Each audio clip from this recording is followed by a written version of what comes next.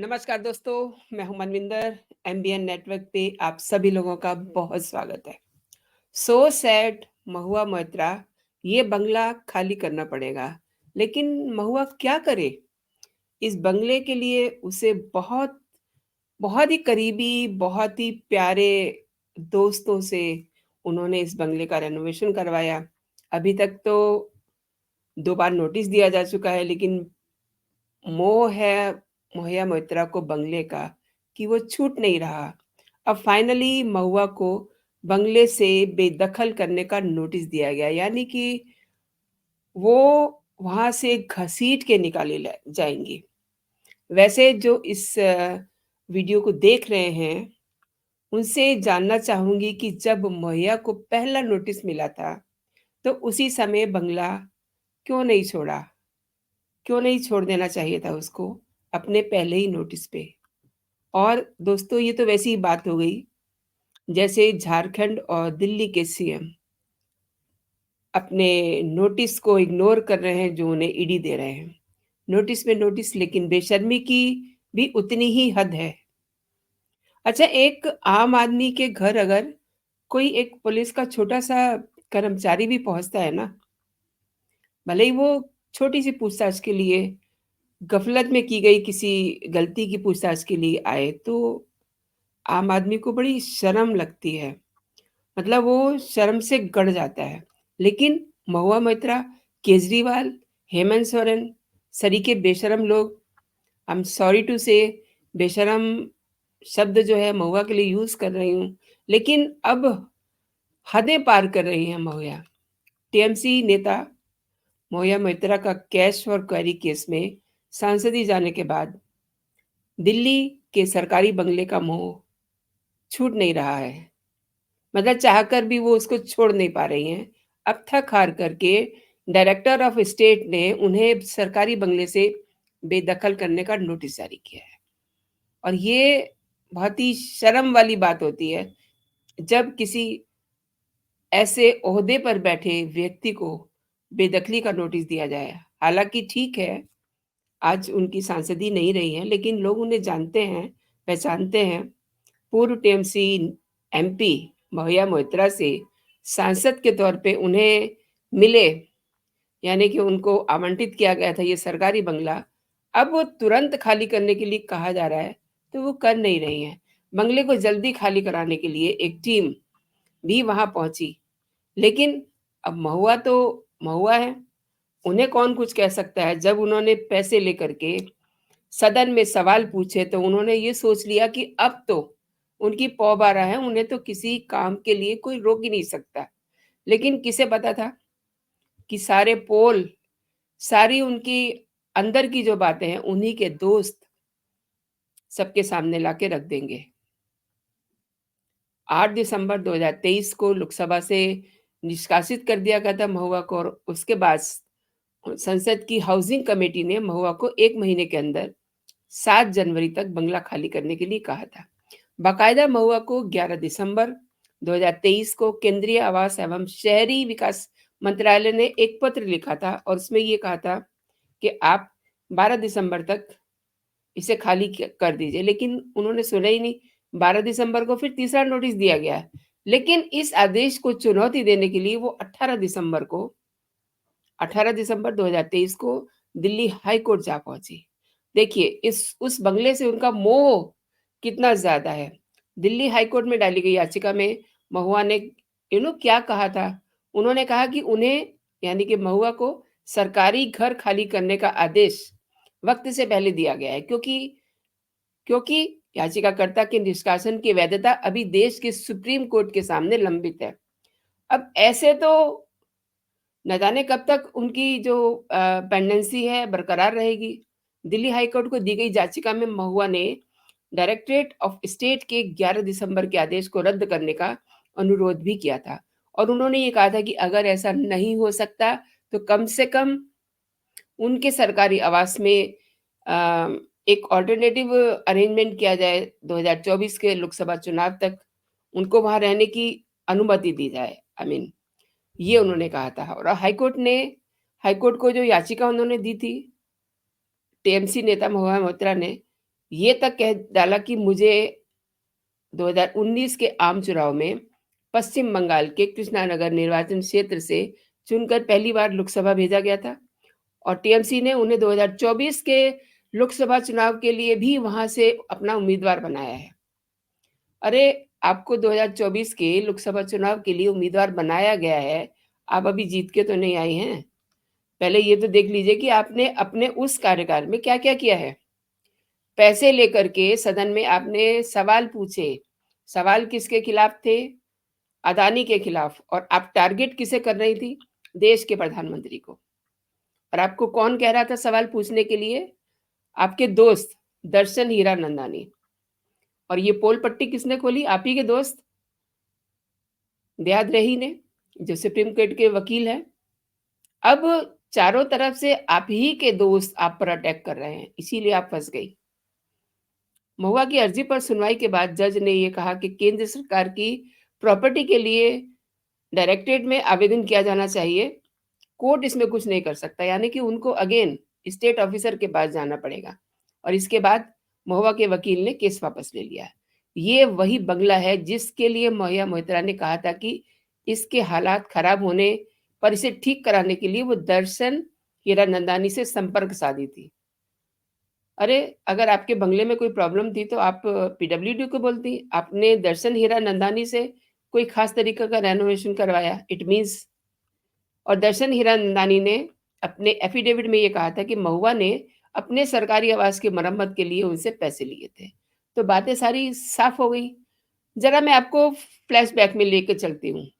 BJP सांसद निशिकांत दुबे ने महुआ पर ये आरोप लगाया था कि उन्होंने लोकसभा में पैसे लेकर के सवाल पूछे हैं और निशिकांत ने इसकी शिकायत लोकसभा स्पीकर ओम बिरला से की थी और मामले की जांच के लिए एथिक्स कमेटी बनाई गई थी और एथिक्स कमेटी की रिपोर्ट में महुआ को दोषी माना गया था, जिसके बाद महुआ को निष्कासित किया गया।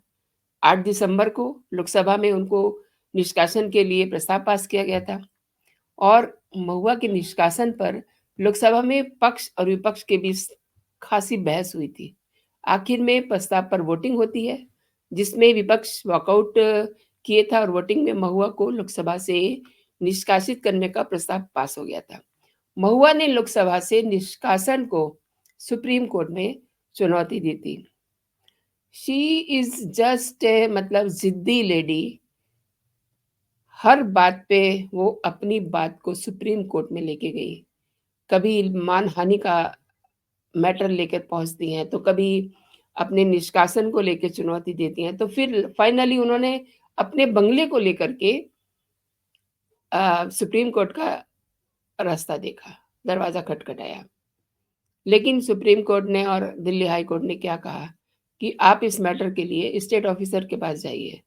एक पूरा सिस्टम होता है, जो सरकारी बंगले होते हैं, वो स्टेट ऑफिसर देखते हैं हर चाहे वो आर्मी का हो, चाहे वो सिविल का हो, रख-रखाव के लिए प्रॉपर एक डिपार्टमेंट होता है। तो कोर्ट ने कहा कि आप स्टेट ऑफिसर के पास जाइए। अब वहाँ से लगातार नोटिस आ रहे हैं, but she doesn't care about it. वो ये सोचती है कि अभी भी वो उनका रुतबा वही है, उनका बोलने का स्टाइल वही है और बात-बात पे धमकी देनी है। अब आप ये देखिए कि उनके कितने सारे बॉयफ्रेंड निकल आए हैं, आई एम सॉरी टू से। सबसे पहले दियाद रही, जो सुप्रीम कोर्ट के वकील हैं, जिन्होंने अपने अ, डॉगी हेनरी को पाने के लिए सारा राता फैलाया। उसी के बाद उन्होंने ये बताया कि इनके एक और बॉयफ्रेंड हैं, दर्शन हीरानंदानी, जिनसे वो काफ़ी महँगे गिफ्ट लेती थी। अब व्हाट आई थिंक आप भी यही समझते होंगे कि जो देहात रही सुप्रीम कोर्ट के वकील हैं, उन्होंने सारी शिकायतें क्यों की? क्योंकि एक ही समय में महुआ मोइत्रा कई सारे दोस्तों के साथ अपने रिलेशनशिप रख रही थी। देहात रही, उसके बाद दर्शन हीरानंदानी, उसके बाद एक सोहन करके हैं, सोहम मुखर्जी, उनका भी इन्होंने फ़ोन वगैरह ट्रैप कराया और ये पता करने की कोशिश की, निगरानी की कि वो किस महिला से बात करते हैं, उनकी किससे दोस्ती है। तो देहात रही को ये अंदर खौफ आया कि ये कहीं न कहीं उनकी भी निगरानी करवा रही होगी। अब गॉड नोज़ दर्शन हीरानंदानी की भी वो निगरानी करवा रही होंगी। लेकिन अगर हम देखें, कैटेगराइज़ करें तो उन्होंने अपना आईडी पासवर्ड लोकसभा में जो हर सांसद को दिया जाता है, सारा मामला तो उसी से खराब हुआ ना, तो उन्होंने वो अपना पासवर्ड आईडी दिया दर्शन हीरानंदानी को। तो शायद से सबसे ज़्यादा नज़दीकियाँ उनकी दर्शन हीरानंदानी से होंगी।